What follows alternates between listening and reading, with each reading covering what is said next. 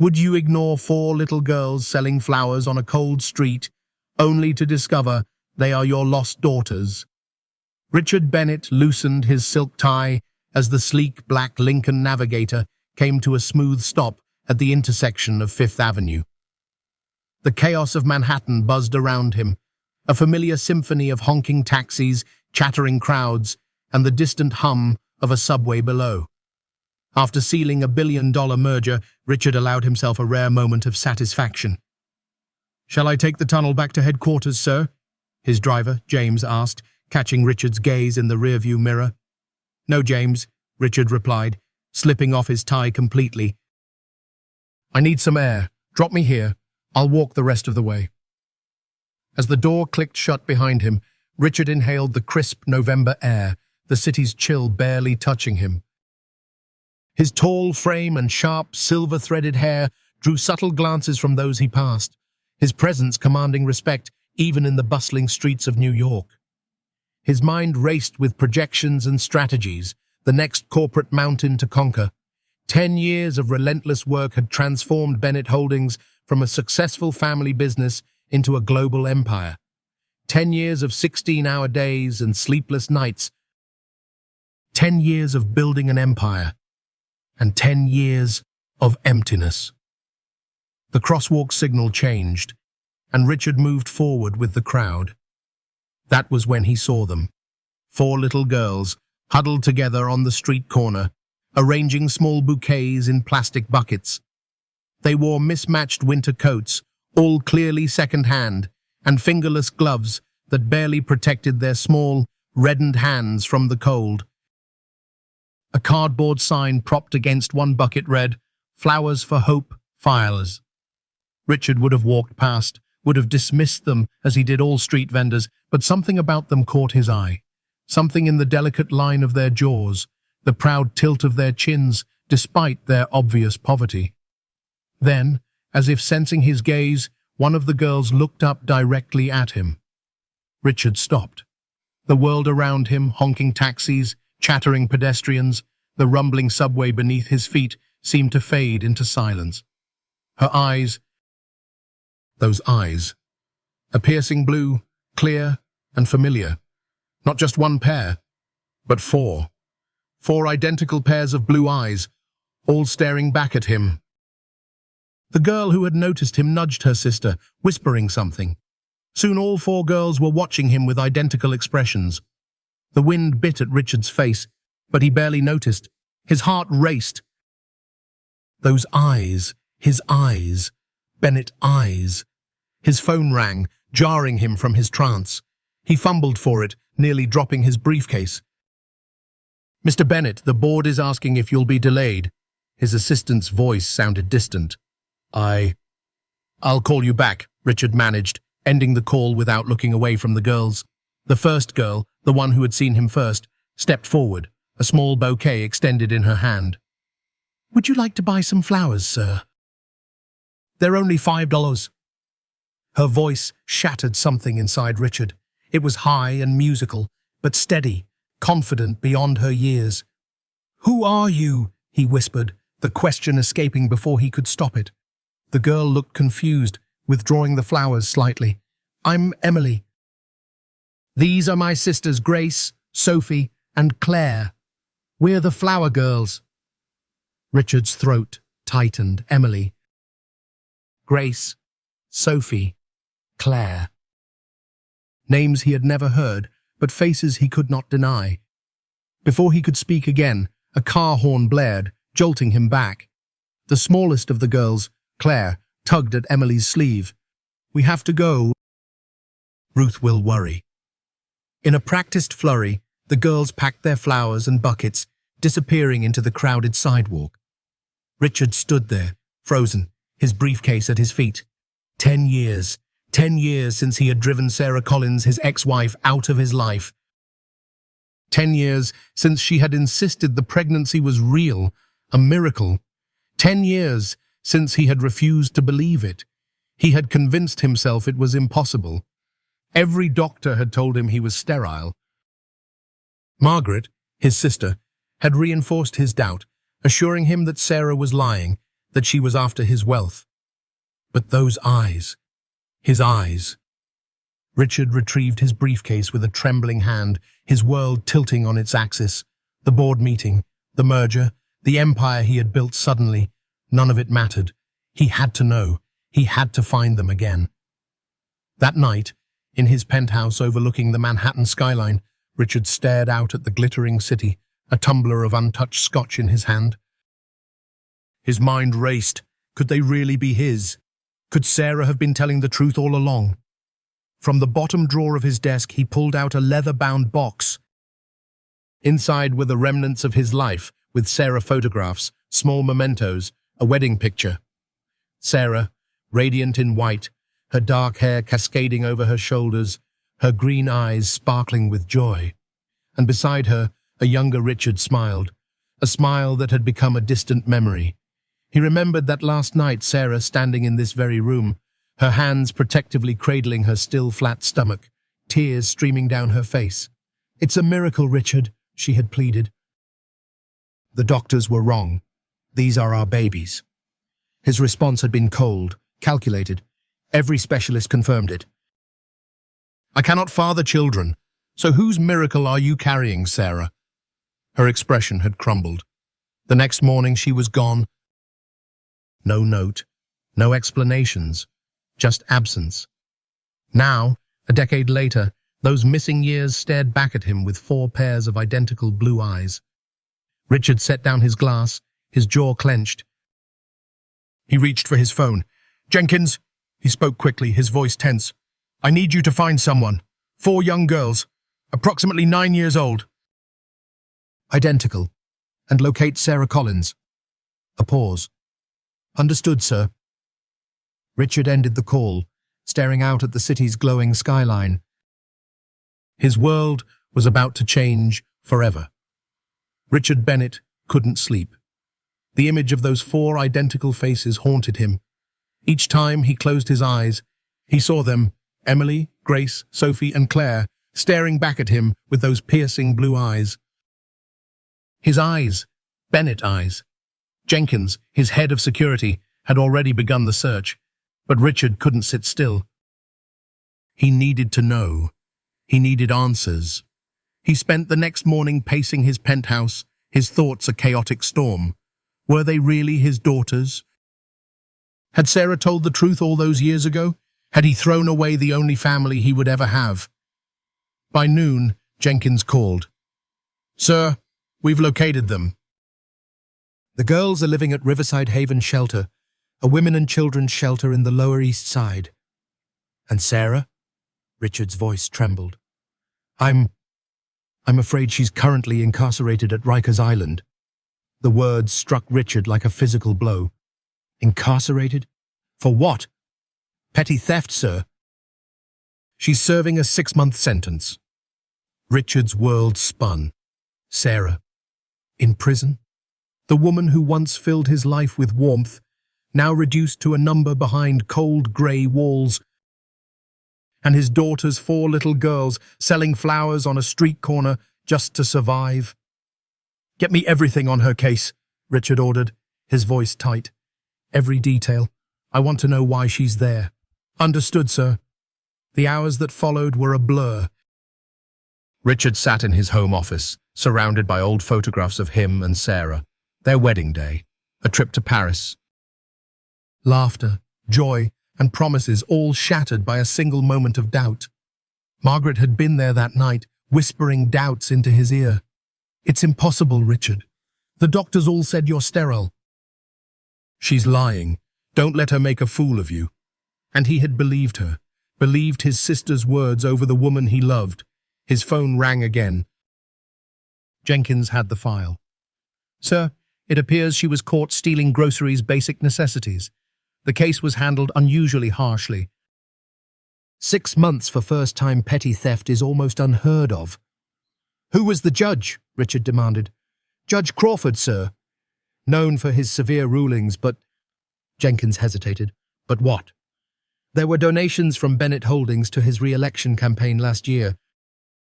Significant ones, authorized by Ms. Margaret Bennett." A cold fury settled in Richard's chest. Margaret, his sister's hand in everything, manipulating his life, poisoning his trust in Sarah, and now ensuring Sarah's suffering continued. He grabbed his phone, dialing Margaret's number. She answered on the second ring, her voice smooth and warm. "Richard, darling, is everything all right?" "Cut the act, Margaret," he snapped. "I know about the donations to Judge Crawford. I know Sarah is in prison. I know you've been pulling strings again." A brief pause. "Richard, whatever do you mean?" "Don't lie to me. You lied to me 10 years ago. You told me Sarah was lying, that the pregnancy couldn't be mine. But those girls, they have my eyes, Margaret. My eyes." Her voice hardened. "Richard, I did what I had to do to protect you, to protect our family name. That woman was beneath you, and those children, you don't even know if they're yours." "I will soon," Richard's voice was steel. "And if they are, I will undo everything you've done. Richard, listen to yourself. You're willing to throw away everything we've built for some street urchins? For a woman who betrayed you?" "She didn't betray me. I betrayed her," Richard whispered, the truth like a knife twisting in his chest. He ended the call, his hands shaking.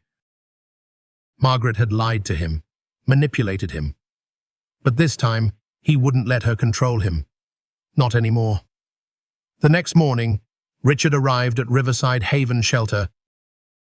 The building was old, paint peeling, but clean. He approached the front desk, where a kind-eyed woman looked up. "Can I help you?" "I'm looking for 4 little girls. Emily, Grace, Sophie, and Claire.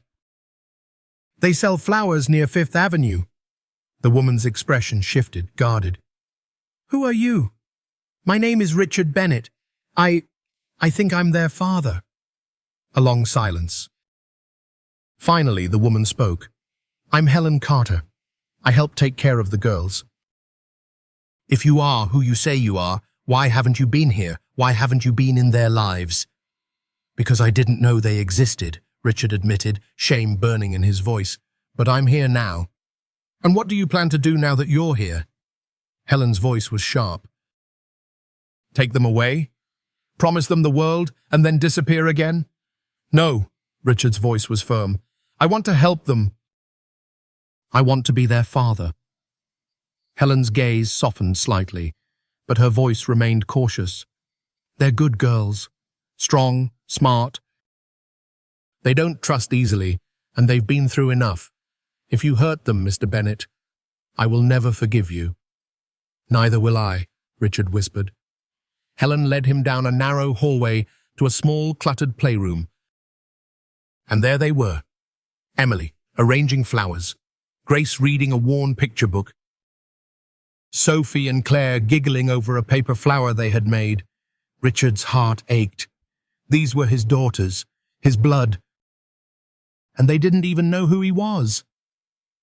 As Helen called out to them, the girls looked up, their blue eyes locking onto Richard's.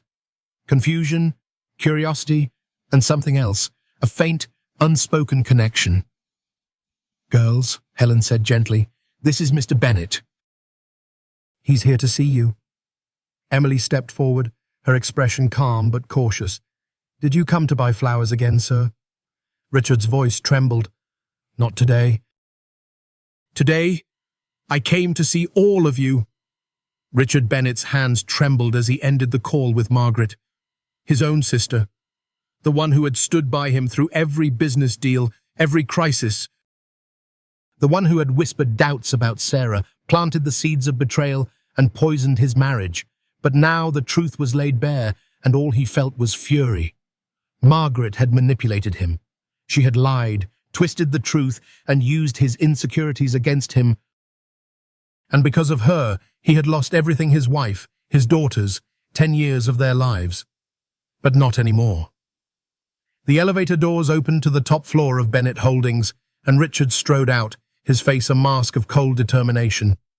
Employees watched him pass, whispers following in his wake.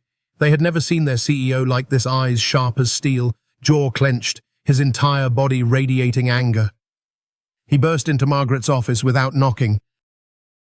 She was seated behind her enormous mahogany desk, signing documents, her expression calm, composed until she looked up. "Richard, darling," she began, her voice smooth, "is something—" "Don't you dare!" Richard's voice was a low growl. "Don't you dare pretend you don't know what this is about." Margaret's smile faltered, but she quickly recovered. "Really, Richard, is this about your little discovery? Those girls on the street? Not just any girls, my daughters." Richard's voice rose, his fists clenched at his sides. "You lied to me. You told me Sarah was lying, that the pregnancy was impossible. You convinced me she was after my money." Margaret's eyes hardened. "Because she was, Richard. That woman trapped you. You're the head of Bennett Holdings, a name that carries weight, respect. I wasn't about to let some gold digger use a fake pregnancy to control you." "Fake?" Richard leaned over her desk, his face inches from hers. "Those girls have my eyes, Margaret. My eyes." She leaned back, folding her arms. "Coincidence. And even if they are yours, what does it matter now? You've built an empire. You have a life. Why let some street children drag you down?" "Street children?" Richard's voice trembled with disbelief. "They are my daughters, Margaret. Sarah was telling the truth, and you destroyed her. You destroyed me." "I protected you," Margaret snapped, standing abruptly. "I protected the family name. I kept you from being dragged into a scandal. You didn't protect me. You controlled me," Richard whispered, his voice sharp as a blade. "You intercepted her letters. You paid off the judge to keep her in prison. You tried to erase them." Margaret's face went pale, but she quickly recovered. "You have no proof." "Not yet," Richard replied, his voice cold. "But I will. And when I do, you won't just lose this office, you'll lose everything." Margaret's composure cracked. "You would ruin your own sister. Destroy the only family you have left." "They are my family now," Richard said, turning toward the door. "Emily, Grace, Sophie, Claire. They are my daughters, and I will protect them from you." "Richard, wait!" But he was already gone, the door slamming behind him. Back in his own office, Richard leaned against the closed door, his chest heaving. His mind raced, a storm of anger and guilt, but beneath it all was something else, determination. He called Jenkins. "I need everything you can find on Margaret's financials, her communications, her connections. Every deal she's made, every favor she's called in. Don't miss anything." "Understood, sir." Richard sat at his desk, his gaze drifting to the framed photograph on his bookshelf, a much younger version of himself and Margaret, smiling at a family picnic. How had they become enemies? How had the sister who once protected him become the one who destroyed him? But he didn't have time for regret, not now. Hours later, Jenkins returned with a thick file. "Sir, it's worse than we thought. Margaret has been funneling company funds into a series of private accounts. She's used Bennett Holdings as her personal bank." Richard's jaw clenched. "And the judge?" "Confirmed. Margaret has been making significant donations to his re-election campaign for years. In exchange, he handed down a maximum sentence to Sarah." "And the letters?" "Margaret had them redirected to a private mailbox. Sarah's letters never reached you." Richard closed his eyes, a cold, furious calm settling over him. He had his proof. Now he needed to act. "Contact Alexandra Hemsworth," he ordered. "I want her to handle this." "And prepare a meeting with the board." The next day, the board of Bennett Holdings assembled in the grand conference room. Margaret entered, her expression confident until she saw Richard at the head of the table. "Good morning, Margaret." Richard's voice was smooth, almost pleasant. "Please, have a seat." "What is this?" she demanded, though a flicker of unease crossed her face. "A discussion about your future," Richard replied. "You see, I've discovered that you've been misusing company funds, and worse, you've used your influence to ruin an innocent woman's life." Margaret laughed, a forced, brittle sound. They'll never believe you. They already do. Richard gestured to the board members, whose faces were cold, distant. They've seen the evidence. Margaret's confidence crumbled. Richard, you wouldn't. We're family. Family doesn't destroy each other, Margaret, Richard said, his voice filled with quiet sadness. But you destroyed me, and you almost destroyed them.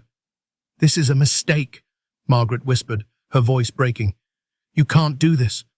I already have, Richard replied, standing. Security will escort you out. 2 guards stepped forward. Margaret looked around the room, but found no allies.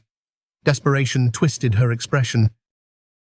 Richard, you can't! But he turned away, his voice calm and final. Goodbye, Margaret. As she was led away, Richard stood at the window, staring out at the city. His world had been shattered, but he had something now that he hadn't had in years: clarity. And he knew exactly what he had to do next. Richard Bennett stepped out of the towering glass building of Bennett Holdings, the cool breeze of Manhattan brushing against his face. But for the first time in years, he didn't feel the weight of his empire. He felt something else: purpose. His phone buzzed. It was Jenkins. Sir, the financial transfers have been reversed. Margaret's accounts are frozen, and we've initiated legal action. Good, Richard replied, his voice steady. And the girls? They're still at Riverside Haven Shelter with Helen Carter. No changes. Not for long, Richard murmured. I want to see them.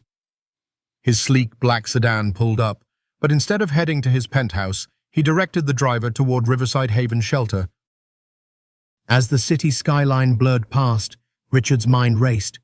The girls, his daughters, had grown up in poverty, selling flowers to survive, while he built an empire he now found hollow.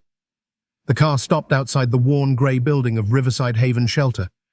Richard stepped out, taking a deep breath. He wasn't here as a CEO or a billionaire. He was here as a father. Helen Carter met him at the front desk, her expression cautious. Back again, Mr. Bennett? Yes, Richard said, trying to keep his voice calm. I'd like to see them, please. Helen studied him for a moment. And why should I let you? What's changed since yesterday? Everything, Richard whispered. I know the truth. They are my daughters, and I want to be in their lives. Helen's stern gaze softened slightly, but she remained wary. They don't know you. And after everything they've been through, I won't let anyone hurt them. I won't hurt them, Richard promised. I will protect them. Helen sighed. They're in the playroom. But remember, Mr. Bennett, they are not just an extension of your guilt. They are 4 little girls who deserve happiness. Richard nodded, understanding her warning. He followed her down the narrow hallway, his heart pounding with every step. The door opened to a colorful room filled with children's drawings and scattered toys. And there they were, Emily, Grace, Sophie, and Claire.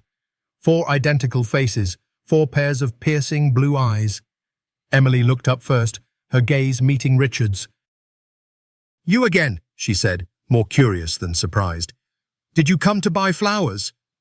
Not today, Richard managed, his voice tight with emotion. Today I came to see you. The girls exchanged glances. Grace, always cautious, stepped slightly in front of her sisters. Why? Richard knelt down, trying to make himself less intimidating. Because I want to get to know you. I want to help. We don't need help, Sophie said, her voice quiet but firm. We take care of ourselves. I know, Richard whispered. I've seen how strong you are. I've seen you out there, selling flowers, helping each other. Claire, the youngest, peered at him with wide eyes. Why do you keep looking at us? Do you know our mom? The question hit him like a wave. He had to be honest, but he couldn't overwhelm them. Yes, I knew your mom, a long time ago. Emily's eyes narrowed. Are you her friend? I was, Richard admitted. But I didn't understand. I didn't believe her. And that was a terrible mistake. Grace tilted her head. Believe her about what? About you, Richard whispered. That you exist. That you're my daughters. Silence filled the room. The girls stared at him, shock and confusion clear on their faces. No, Sophie said, shaking her head. Our mom never told us about you. I know, Richard said gently. Because I didn't believe her. I didn't know you were born. I didn't know she was telling the truth. And I am so sorry. Tears pricked his eyes, but he fought them back. He couldn't break down now, not when they needed him to be strong. So you just left us? Emily's voice was sharp, her arms crossing defensively. I didn't know you were there to leave, Richard whispered. But I'm here now, and I want to make it right. Grace stepped closer, studying his face. But you're rich. We've seen your name on buildings. Yes, Richard admitted, but that doesn't matter to me now. What matters is you. Helen stepped forward, sensing the girls' uncertainty. Girls, why don't you show Mr. Bennet your flowers? Reluctantly, they led him to a small table covered with handmade bouquets. Roses, daisies, and wildflowers, arranged with surprising skill. We sell these, Emily explained. To help Miss Helen, and to save for when Mom comes home. Richard's heart clenched. They were not just surviving. They were fighting for a better future, even at such a young age. These are beautiful, he whispered. I never knew flowers could be so powerful. Claire smiled, her shyness melting away slightly. They're magic. Miss Helen says they make people smile. Richard couldn't help but smile too. She's right. He spent the next hour with them, asking about their favorite flowers, their dreams, their stories.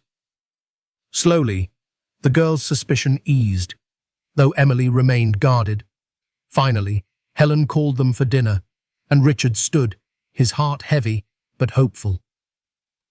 I know this is all so sudden, he said gently. But I'd like to help. I'd like to make sure you have everything you need. We don't take charity, Emily replied, her voice firm. Not charity, Richard corrected. A promise. A promise to be here for you. The girls didn't answer, but Richard saw the flicker of hope in their eyes. As he stepped out of the shelter, Helen followed him. They're trying to understand, but they've been hurt too many times. I understand, Richard whispered. I will earn their trust.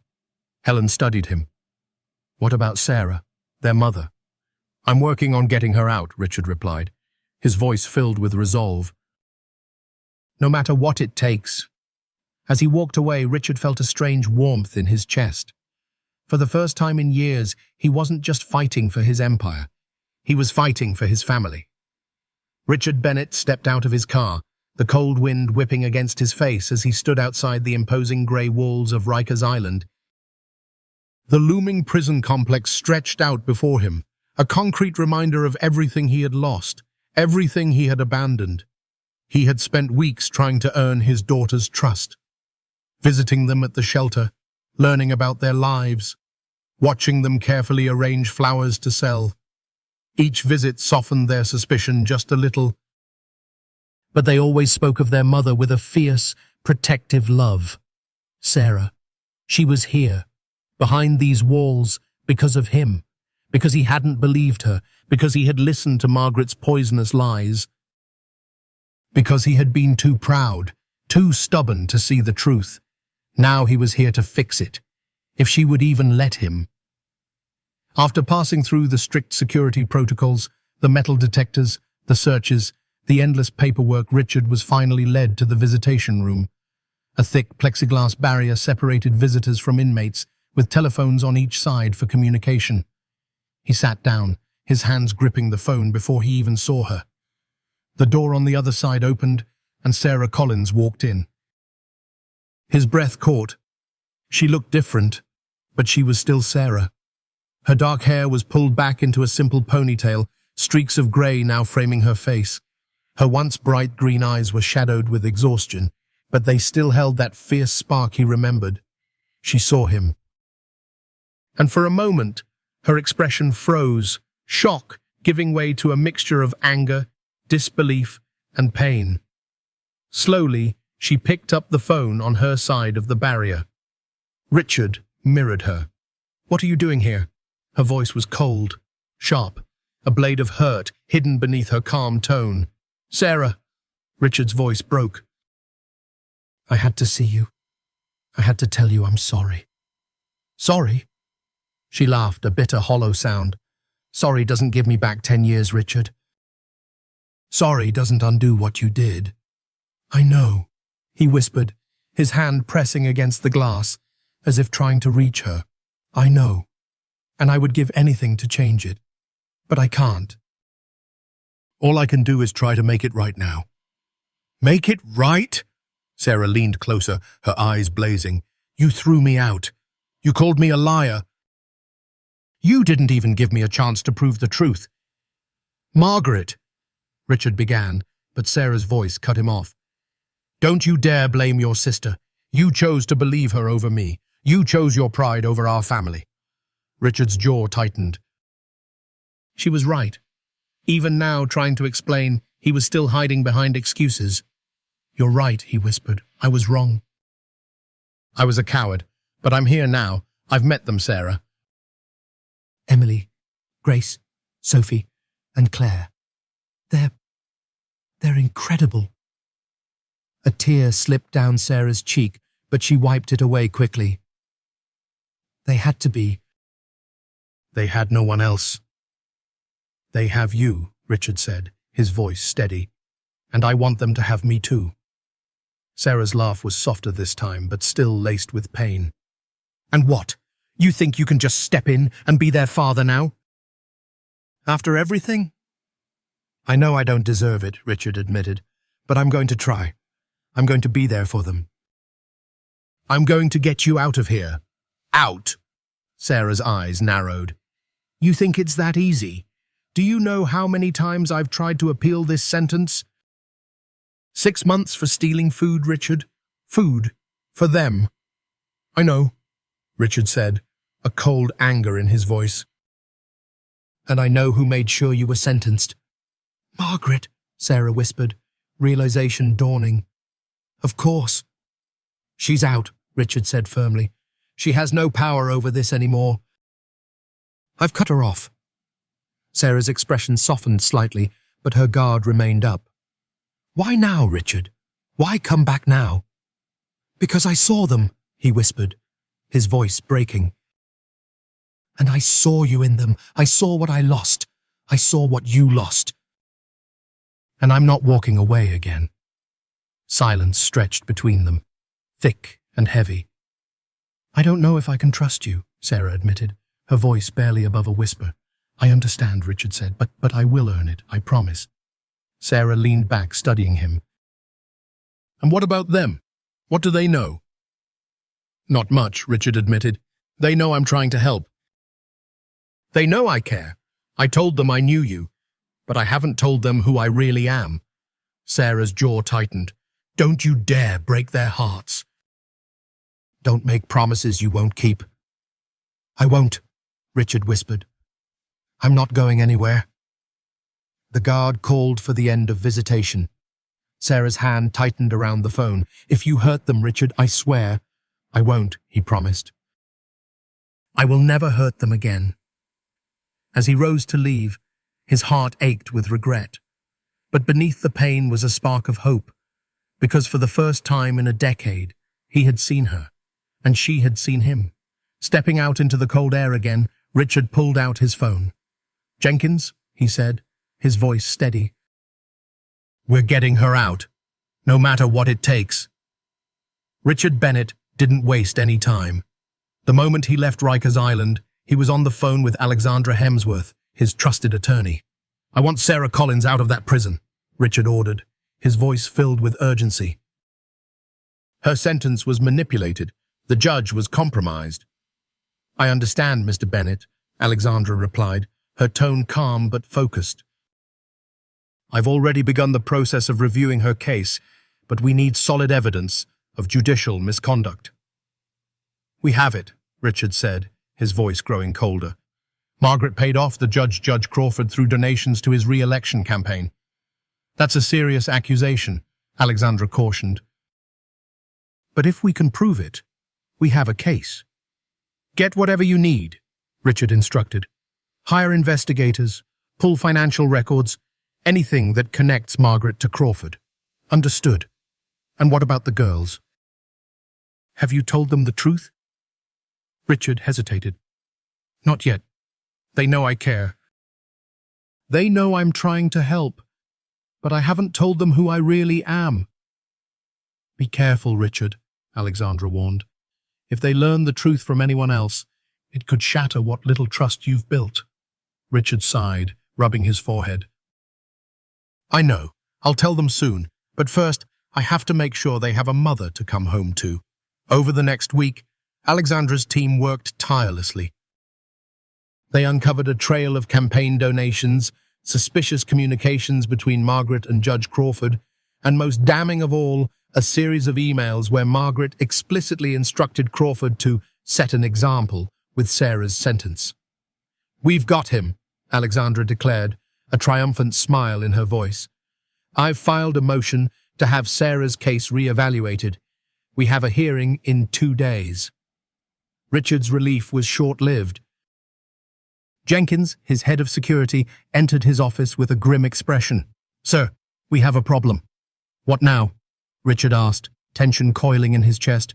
Margaret isn't giving up. She's using her connections to spread rumors about you that you're being manipulated, that Sarah is a con artist trying to take advantage of you.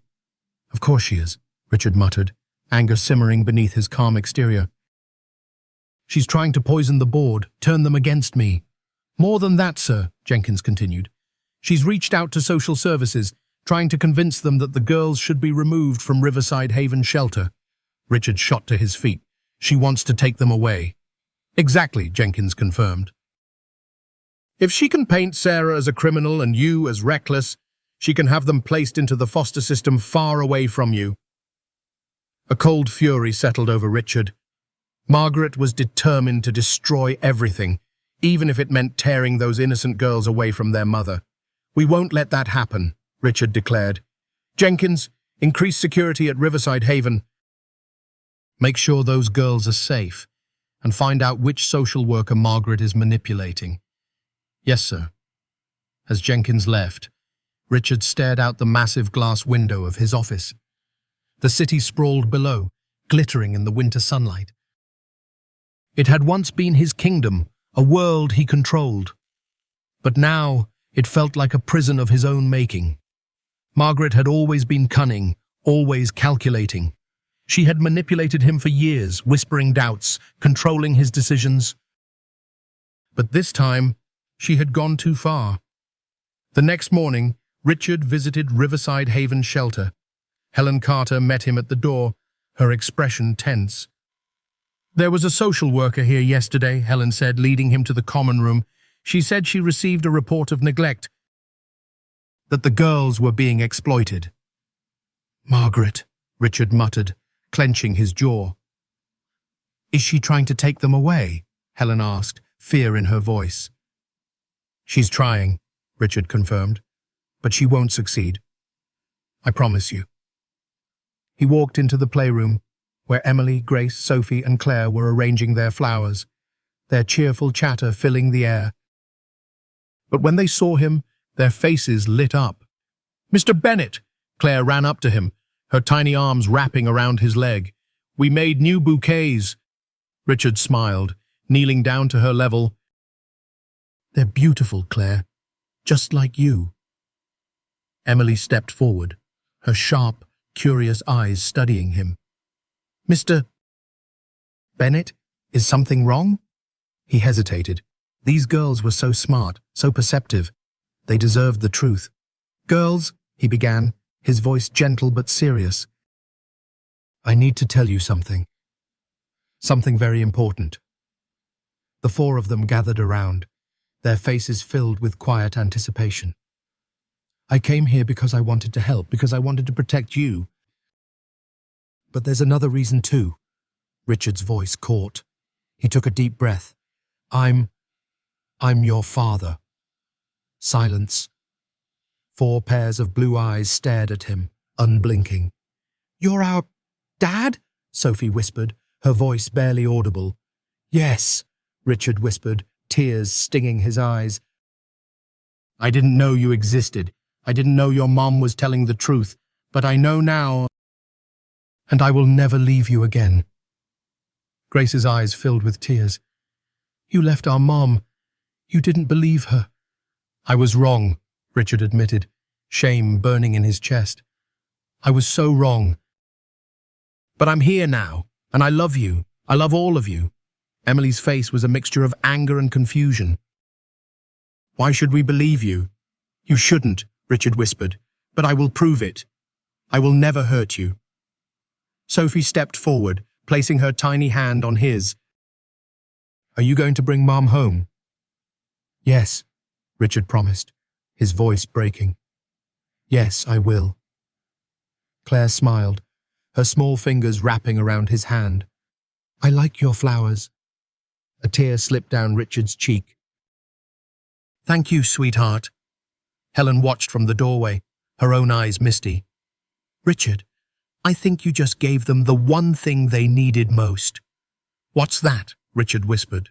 Hope. The courtroom was quiet, a heavy tension hanging in the air. Richard Bennett sat at the front row, his hands clenched together, his heart pounding in his chest.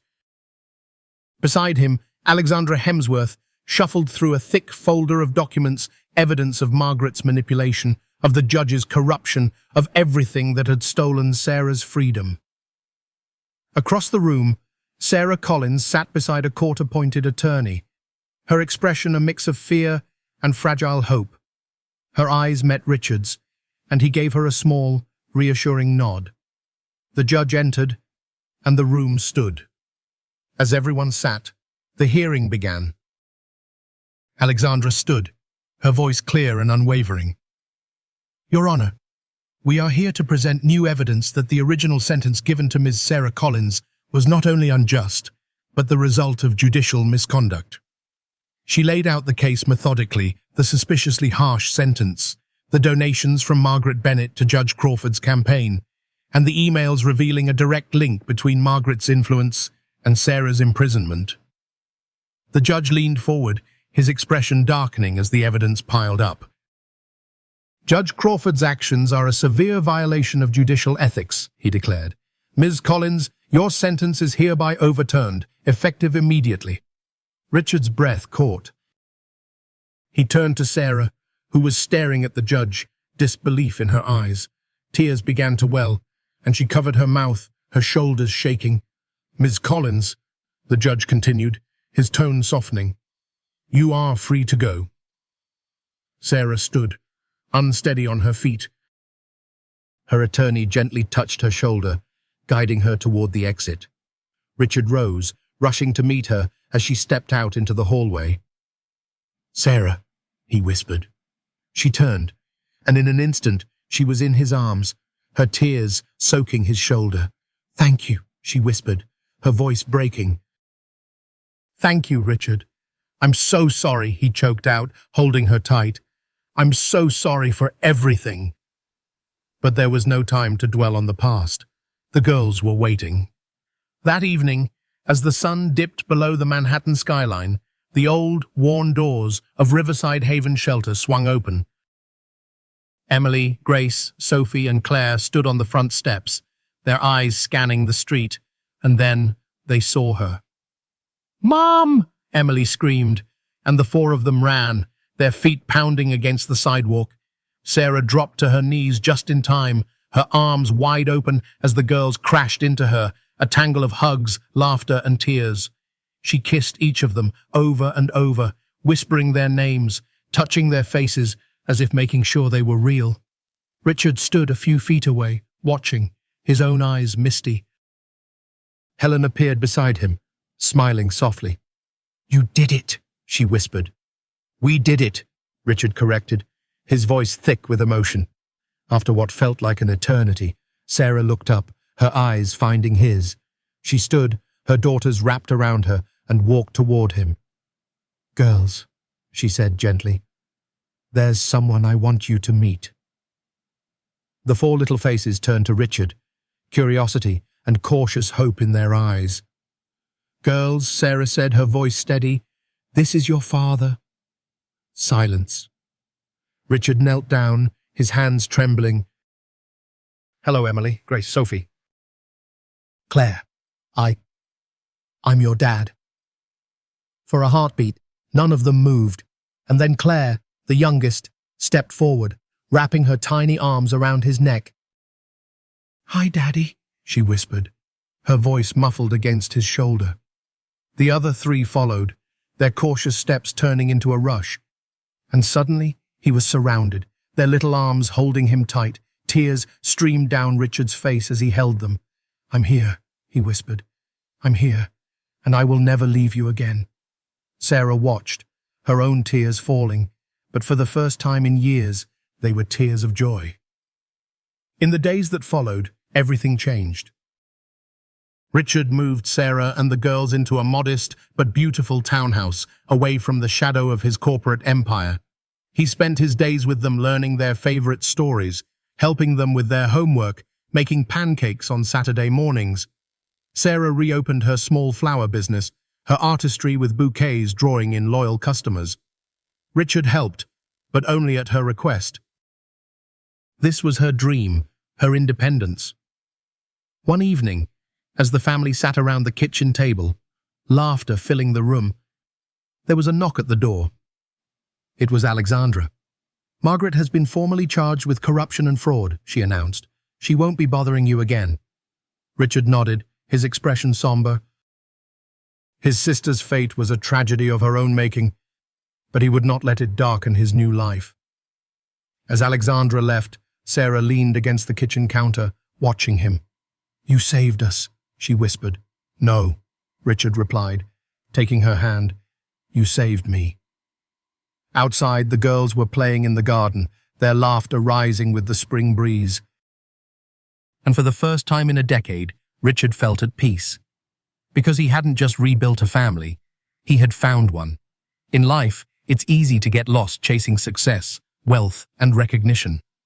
But true happiness is found in the people we love. Richard Bennett's story is a powerful reminder that even the most successful lives can feel empty without the warmth of family. For years, Richard believed that power and prestige were his greatest achievements, but when he saw four little girls selling flowers on the street, everything changed. Those girls were his daughters, the family he had lost because of pride and misplaced trust.